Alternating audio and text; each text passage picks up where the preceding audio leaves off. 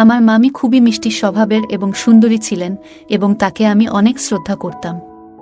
একদিন রাতে বাড়িতে মামা ছিল না, আর আমি মামির ঘরে গেলাম কিছু গুরুত্বপূর্ণ বিষয়ে কথা বলতে। আমরা একসঙ্গে বসে গল্প করতে শুরু করলাম। তারপর মামি আমার খুব কাছে এসে বসলেন এবং কানে কানে কিছু বললেন। তারপর আমি কিছু বলার আগেই মামি আমাকে, একদিন বিকেলে হঠাৎ প্রচণ্ড ঝড় বৃষ্টি শুরু হয়েছিল। এমন সুন্দর আবহাওয়া দেখে আমার মন ভালো হয়ে গিয়েছিল। সেদিন বাড়িতে মামা ছিলেন না, শুধু আমি আর মামি ছিলাম। আমি ছাদের এক পাশে বসে কফি খাচ্ছিলাম, আর বৃষ্টির মধুর শব্দ শুনে মনটা বেশ আনন্দিত হয়ে উঠল। ঠিক তখনই দেখলাম মামি বৃষ্টিতে দাঁড়িয়ে বৃষ্টির ফোঁটাগুলো উপভোগ করছেন। মামিকে বৃষ্টিতে মগ্ন দেখে মনে হচ্ছিল যেন প্রকৃতির সঙ্গে তার এক গভীর সম্পর্ক আছে। আমি ধীরে ধীরে নেমে এসে মামির পাশে দাঁড়ালাম। দেখলাম তিনি হাসি মুখে বৃষ্টির ফোঁটায় আনন্দে ভিজছেন। মামি আমাকে দেখে হেসে বললেন, কুনাল, আজকের এই আবহাওয়াটা সত্যিই দারুণ। বৃষ্টিতে ভিজতে আমার খুব ভালো লাগে। আমি মুচকি হেসে বললাম, হ্যাঁ মামি, প্রকৃতির এই রূপ সত্যিই মনোমুগ্ধকর। বৃষ্টি পড়ছিল, আর সেই বৃষ্টির ফোঁটাগুলো যেন চারপাশের পরিবেশকে সতেজ ও সজীব করে তুলেছিল। আমি বৃষ্টির মাঝে দাঁড়িয়ে তাকিয়েছিলাম তার দিকে। বললাম, বৃষ্টির মধ্যে তোমাকে দারুণ লাগছে। আমার কথা শুনে তিনি মৃদু হাসলেন এবং কিছুটা লজ্জা পেলেন। আমি আলতোভাবে তার হাত ধরলাম। আমাদের দুজনের হৃদস্পন্দন যেন ধীরে ধীরে বাড়ছিল, আর আশপাশের পরিবেশটা আরও রোমান্টিক হয়ে উঠছিল। আমি তার দিকে একটু এগিয়ে গিয়ে আরও কাছাকাছি দাঁড়ালাম। তাকে সম্মান সহকারে আলতোভাবে কোলে তুলে নিলাম এবং ধীরে ধীরে ঘরের দিকে নিয়ে এলাম। আর বললাম, বেশি বৃষ্টিতে ভিজলে ঠান্ডা লাগবে। বন্ধুরা, আজকের গল্পটা অনেক বেশি স্পেশাল, তাই সবাই রেডি হয়ে যাও। আর দয়া করে গল্পগুলো ভালো লাগলে ভিডিওটি লাইক, শেয়ার এবং চ্যানেলটি সাবস্ক্রাইব করো প্লিজ। আমি তখন সদ্য যৌবনের প্রান্তে পা রেখেছি, আর সেই বয়সে আমি দেখতে বেশ আকর্ষণীয় ও স্মার্ট ছিলাম। আমার ব্যক্তিত্ব দেখে অনেকেই প্রশংসা করত। গ্র্যাজুয়েশন শেষ করে যখন আমি বাড়ি ফিরলাম, মামি আমাকে আন্তরিকভাবে স্বাগত জানালেন। তার এই আন্তরিকতায় আমি মুগ্ধ হলাম এবং আমরা আরও ভালো বন্ধু হয়ে উঠলাম। আমি যখন বাইরে থাকতাম, মামির সঙ্গে মাঝে মাঝেই ফোনে আলাপ হতো। আমরা অনেকক্ষণ করে কথা বলতাম। আমরা একে অপরের খুব ভালো বন্ধু হয়ে উঠেছিলাম। কলেজে পড়ার সময় আমার বন্ধুরা প্রায় সময় মজার মজার হিন্দি রোমান্টিক সিনেমা দেখত। তাদের দেখে আমিও ভাবতাম, আমারও যদি এমন কিছু রোমাঞ্চকর মুহূর্ত থাকত। আমার খুব ইচ্ছে ছিল একজন কাছের বন্ধু বা সঙ্গী থাকলে, যার সঙ্গে আমি আমার মনের কথা সহজে ভাগাভাগি করতে পারতাম। তবে আজ পর্যন্ত তেমন কাউকে পাইনি যার সঙ্গে এমন সম্পর্ক গড়ে উঠতে পারে। গ্র্যাজুয়েশন শেষে যখন বাড়ি ফিরলাম, মামির সঙ্গে আমাদের বন্ধুত্ব আরও গভীর হয়ে গেল। আমার মামি দেখতে খুবই সুন্দর ছিলেন এবং তিনি ছিলেন অত্যন্ত সরল ও মিষ্টি স্বভাবের। আর আমি ছিলাম একটু বেশি মজাদার ও দুষ্টু প্রকৃতির। যখন মামা বাড়ির বাইরে থাকতেন, তখন আমি নানা অজুহাতে মামির সঙ্গে মজার গল্প করতাম। মামিও আমার মজাদার কথাগুলো উপভোগ করতেন এবং আমাদের বন্ধুত্ব বেশ গভীর হয়ে উঠেছিল। আমার কলেজের দিনগুলোতে এই ঘটনার শুরু। তখন আমার বয়স ছিল 25 বছর এবং বাড়িতে আমার মা আর আমার মামা এবং নতুন মামি থাকতেন। মামা আমাদের সাথেই থাকতেন। আমার মামার বিয়ে হয়েছিল প্রায় 5 মাস আগে, যা তাদের এক দূর সম্পর্কের চাচার উদ্যোগে হয়েছিল। আমি তখন কলেজে পড়তাম এবং বেশিরভাগ সময় আমার বন্ধুরা মিলে নানা ধরনের মজার গল্প আর হিন্দি সিনেমা নিয়ে আড্ডা দিতাম। যদিও আমি এসব থেকে নিজেকে দূরে রাখার চেষ্টা করতাম, আমার বন্ধুরা খুবই দুষ্ট ছিল। প্রথমে আমি এসব এড়িয়ে চলতাম, কিন্তু ধীরে ধীরে আমিও এসব নিয়ে আগ্রহী হয়ে পড়েছিলাম। কলেজের মেয়েদের সঙ্গে মাঝে মাঝে হাসিঠাট্টা করলেও কখনো সেরকম কিছু ঘটেনি। ভাইয়ের বিয়ের দিন আমি যখন মামিকে প্রথমবার দেখেছিলাম, তখনই মনের গভীরে একটি অদ্ভুত অনুভূতি জাগ্রত হয়েছিল। মনে হচ্ছিল যেন কিছু অসম্পূর্ণ থেকে গেছে। সেদিন মামির মুখের দিকে তাকিয়েছিলাম, মনে মনে ভাবছিলাম, জীবনের অনেক কিছু এখনো অজানা রয়ে গেছে। আমার মামার বিয়ের পরে মাঝে মাঝে আমার মনে হতো, আমারও যদি এমন সুন্দর একজন মেয়ের সঙ্গে বিয়ে হতো। মামি দেখতে সত্যিই খুব সুন্দর ছিলেন। যে কেউ তাকে দেখে মুগ্ধ হতে বাধ্য। কয়েকদিন বাড়িতে থাকার পর কলেজে ফেরার সময় মামি বললেন, কুনাল, কলেজে গিয়ে কিন্তু আমাকে মনে রাখবেন। আমরা রাতে কথা বলবো। মামার প্রায়ই কাজের জন্য বাইরে থাকতে হতো, তাই মামির সঙ্গে আমার বন্ধুত্ব খুব ভালো হয়ে উঠল। আমরা প্রায়ই রাতে গল্প করতাম। আমি একটু মজার ছিলাম, তাই একদিন মামিকে মজা করে জিজ্ঞেস করলাম, আপনার ইচ্ছা হয় না মামা যদি সবসময় আপনার সাথে থাকতেন। মামি আমার কথার ইঙ্গিত বুঝতে পেরে হেসে বললেন, তুমি যদি বাড়িতে থাকতে তাহলে হয়তো এমন ইচ্ছে থাকতো না। আমি তার ইঙ্গিতগুলো বুঝতে পারছিলাম, আর এইভাবেই আমাদের দিনগুলো কাটছিল। কয়েক মাস পর আমি কলেজের শেষ পরীক্ষাগুলো শেষ করে বাড়ি ফিরে এলাম। বাড়িতে পৌঁছেই দেখলাম মামি আমাকে বেশ খুশিমনে স্বাগত জানালেন। মাও আমাকে দেখে খুব খুশি হলেন। আমি যেই বাড়িতে প্রবেশ করলাম সেই মুহূর্তটা বেশ আনন্দদায়ক ছিল। মামি আমাকে দেখে অনেক খুশি হয়েছিলেন। মা একদিন হাসি মুখে বললেন, বাবা, এখন তোর জন্য একটা ভালো মেয়ে দেখা শুরু করব। তুই আগে ভালো একটা চাকরি পেয়ে যা। মার কথা শুনে আমি মজার ছলে বললাম, মা, যদি মেয়ে দেখতে হয় তবে এমন একজন মেয়ে খুঁজো যিনি একেবারে আমার মামির মতো হবেন। আমি তবেই বিয়ে করব। এই কথা শুনে মামি একটু লজ্জা পেয়ে হাসলেন। মামি কিছু তখন বললেন না। মামি এরপর আমাকে চা নাস্তা বানিয়ে দিলেন, যা খেয়ে আমি আমার ঘরে চলে এলাম। কিছুক্ষণ ঘরে বিশ্রাম নিচ্ছিলাম, তখন হঠাৎ দেখি মামি আমার দরজার সামনে এসে দাঁড়িয়েছেন। তিনি বললেন, ভাগনা, কিছু মনে করবেন না। যদি একটু সময় থাকে তাহলে কি একটু আমাকে সাহায্য করতে পারবেন? মামি এসে বললেন, কুনাল, তোমাকে সঙ্গে নিয়ে বাজারে যেতে হবে। বাড়ির জন্য সবজি আনতে হবে। মায়ের শরীর ভালো নেই, তাই তিনি যেতে পারবেন না। আর তোমার মামা সবসময় কাজ নিয়ে ব্যস্ত থাকে। মামির কথা শুনে আমি হেসে বললাম, মামি, চিন্তা করবেন না। আমি একটু পরে রেডি হয়ে আসছি, ততক্ষণে আপনিও তৈরি হয়ে নিন। আমরা একসঙ্গে বাজারে যাব। কিছুক্ষণ পর যখন আমি নিচে এলাম, দেখলাম মামি তখনই পুরো প্রস্তুত হয়ে বসে আছেন। তাকে দেখে মনে হলো আজ তিনি আরও বেশি সুন্দর লাগছেন। তিনি একটা শাড়ি পরেছিলেন যা তাকে বিশেষ আকর্ষণীয় করে তুলেছিল। আমি তাকে দেখে কিছুক্ষণ থেমে গেলাম। মামি হাসতে হাসতে বললেন, কি হলো কুনাল, যাবে না? আমি তৎক্ষণাৎ বললাম, হ্যাঁ হ্যাঁ, চলুন মামি। আমি বাইকটা বের করলাম এবং মামিকে বাইকে বসালাম। তিনি আমার পেছনে এসে বসলেন। যখন মামি আমার কাঁধে হাত রাখলেন তখন মনে হলো যেন মনের মধ্যে অনেকগুলো আবেগ উথলে উঠছে।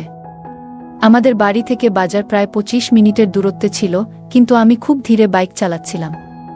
এই মুহূর্তগুলো যেন ধীরে ধীরে উপভোগ করতে চাচ্ছিলাম। বাইক চালানোর সময় আমি মাঝে মধ্যে পেছনের আয়নায় মামিকে দেখতে লাগলাম। মামি হেসে বললেন, কুনাল, গাড়ি এত আস্তে চালাচ্ছ কেন? পেছনের মানুষরাও আমাদের পেরিয়ে যাচ্ছে। আমি মজা করে বললাম, মামি, ধীরে গাড়ি চালালে আমাদের জন্যই ভালো। তারপর মামি বললেন, ঠিক আছে, আর আয়নায় আমাকে না দেখে সামনে দেখো, না হয় বড় কোনো বিপদে ফেলবে। তার কথা শুনে আমার একটু লজ্জা হলো, তাই আর কিছু বললাম না। এভাবেই আমরা বাজারে পৌঁছলাম। বৌদি বাজার থেকে সবজি কেনার পর আমরা আবার বাড়ি ফেরার পথে বের হলাম। ফেরার সময় আমি আবার একই কৌশল প্রয়োগ করলাম। ধীরে ধীরে বাইক চালালাম এবং মাঝে মাঝে ব্রেক মারলাম, কিন্তু আমি নিজেকে সংযত রেখেছিলাম। সম্পর্কের গুরুত্ব বুঝে আমি নিজেকে নিয়ন্ত্রণ করলাম। অবশেষে কিছুক্ষণ পর আমরা বাড়িতে পৌঁছলাম। দরজায় এসে দেখি মা আমাদের দেখে হাসি মুখে দাঁড়িয়ে আছেন। একদিন মা আমার হাত ধরে আমাকে তার ঘরে নিয়ে গেলেন। আমি ভেবেছিলাম হয়তো কোনো কাজের জন্য ডেকেছেন। ঘরে ঢোকার পর মা বললেন, বাবা, আমি তোমার সাথে কিছু কথা বলতে চাই। মায়ের কথা শুনে আমি বললাম, কি কথা মা? বলো না। মা একটু চিন্তিতভাবে বললেন, তোমার মামা প্রায়ই বাড়িতে থাকে না, বিয়ের পর থেকেই এটা হচ্ছে। আমি মার কথা শুনে বললাম, মা, মামা তো কাজের কারণে বাইরে থাকে, তাই সময় হয় না। কিন্তু মা বললেন, না না, ব্যাপারটা ঠিক তা নয়। আমার মনে হচ্ছে তোমার ভাই হয়তো অন্য কোনো মেয়ের সাথে সম্পর্কে জড়িয়ে পড়েছে। মায়ের কথা শুনে আমি হতভম্ব হয়ে গেলাম। মা আমাকে বললেন, ধীরে কথা বলো, না হলে তোমার মামি শুনে ফেলবে। ব্যাপারটা জানলে খুব ঝামেলা হবে। আমি বললাম, মা, তুমি এসব কথা কেন বলছো? মামি নিশ্চয়ই কিছু টের পাবেন যদি মামা সত্যি এমন কিছু করে থাকে। আর এমনটা হলে একদিন না একদিন জানা তো হবেই। তোমাকে কি কেউ কিছু বলেছে, নাকি মামা নিজেই কিছু বলেছে? মা আমাকে বললেন, তোর মামাকে একবার ফোন করেছিলাম, আর তখন শুনলাম ফোনের পেছন থেকে এক মহিলার গলা শোনা যাচ্ছিল। যখন আমি জিজ্ঞাসা করলাম, তোর মামা কোনো রকমে কথা এড়িয়ে গেল। মার কথা শুনে আমি বললাম, মা, হতে পারে তুমি ভুল শুনেছ, হয়তো এমন কিছুই নয়। কিন্তু মা বারবার বোঝানোর চেষ্টা করছিলেন, আর আমি বারবার বলছিলাম, মা, তুমি এমন কিছু ভেবে নাও না। যদি মামি এই কথা জানতে পারে তাহলে তাদের সম্পর্কের মধ্যে সমস্যা তৈরি হবে।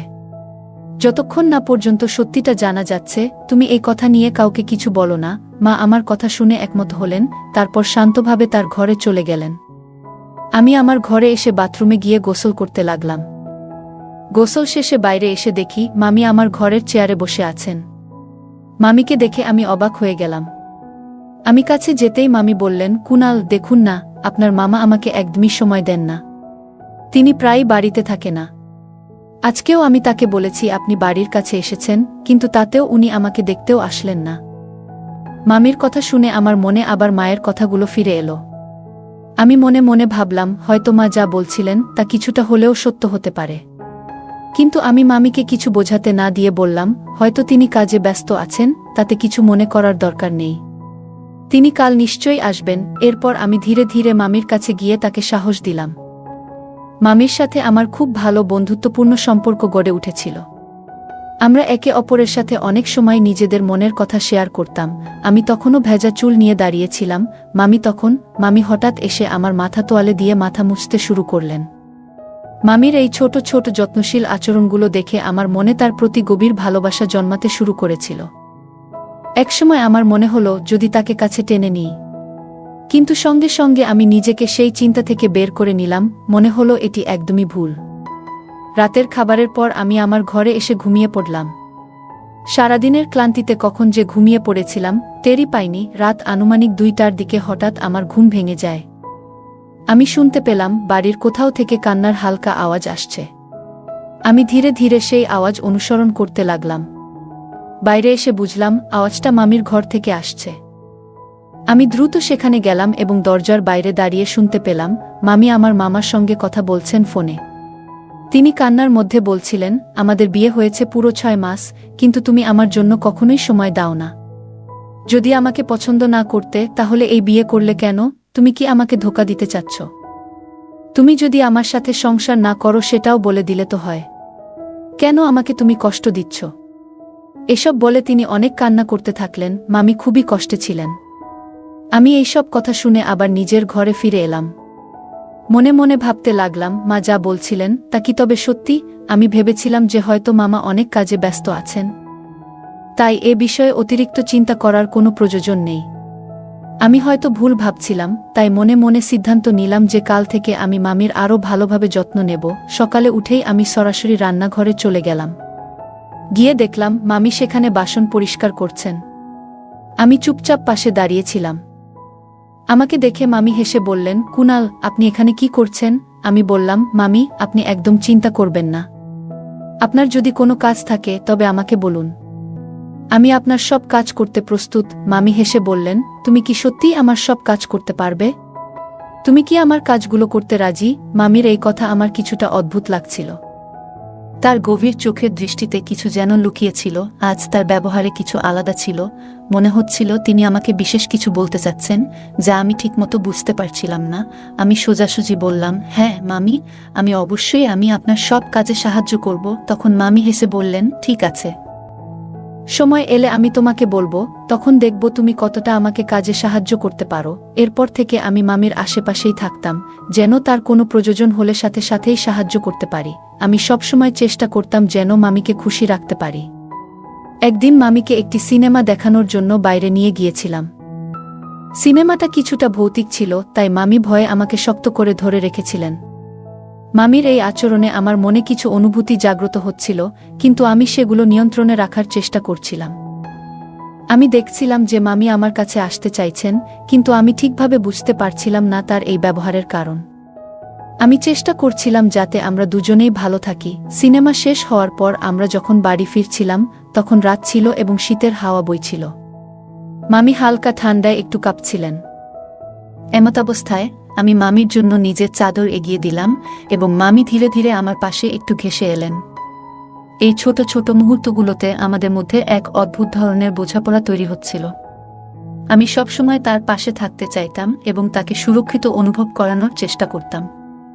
রাতের শীতলতা এবং সেই মৃদু আলোর মধ্যে আমাদের মধ্যেকার সম্পর্ক আরও দৃঢ় হতে থাকল, আর আমার সম্মান তার প্রতি আরও বেড়ে গেল। আমি অনুভব করছিলাম যে মামি আমাকে পেছন থেকে শক্ত করে ধরে রেখেছেন।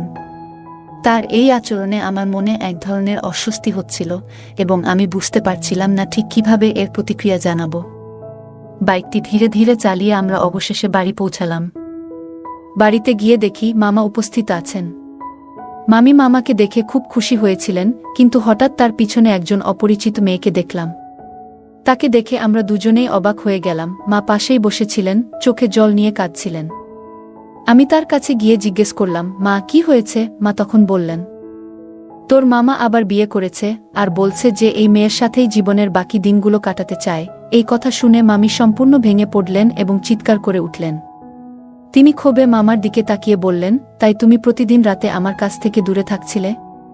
যদি সত্যি অন্য কারো প্রতি ভালোবাসা জন্মে থাকত, তবে একবার আমাকে জানাতে পারতে।